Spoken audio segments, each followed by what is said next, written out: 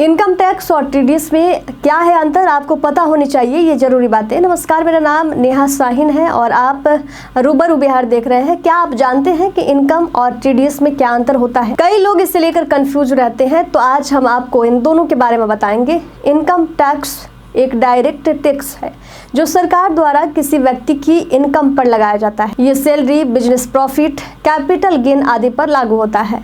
Tax payer अपनी कुल income की कैलकुलेशन करके टैक्स चुकाने के लिए जिम्मेदार होता है।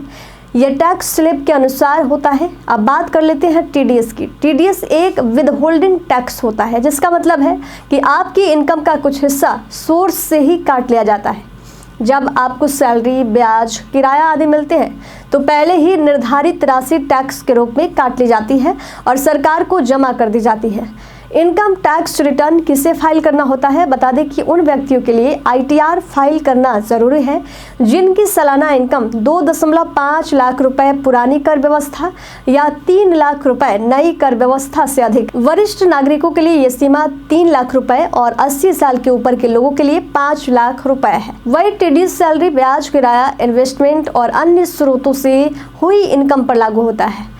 इंश्योरेंस कमीशन, ठेकेदारों को पेमेंट, ब्रोकरेज कमीशन और पेशेवर सेवाओं पर भी टीडीएस काटा जाता है।